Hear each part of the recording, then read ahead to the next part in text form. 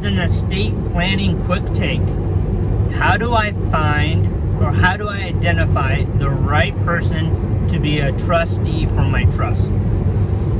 This is a difficult part of estate planning because a lot of people haven't really done the due diligence work to identify who should be the trustee of their trust. Oftentimes, what I find is that the trustee is a family friend or something like that that's about the same age as the clients.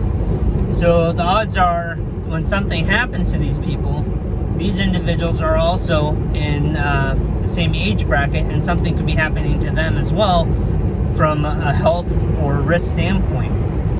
So there are 4 key things that I would look at.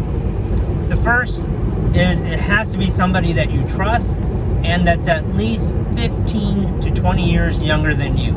Now, when you're young and you have a trust, it could be the same age, but you probably want to make updates to your trust, and probably around the age of 60, you really want to hone in on somebody that's at least 15 years younger than you and that you can trust. Second thing, they should have an education or knowledge or experience in dealing with the type of asset level that you have. You know, a lot of times we would put our oldest child or the niece or nephew that's good at dealing with money. That's great, but let's make sure that they have experience in dealing with assets that you have. You know, if you have a lot of rental real estate or a lot of investments, make sure that they know how to manage a large sum of wealth.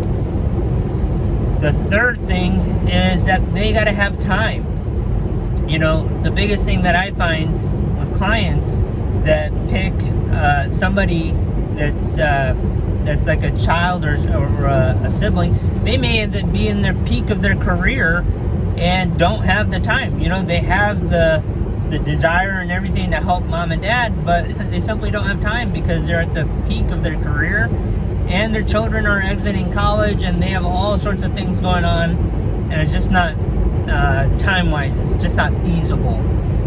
And I just hit on the last piece that we use in our kind of structure is they have to have the desire. You have to have a conversation with them saying, look, we're thinking about finding a trustee. Would you want to serve in this capacity?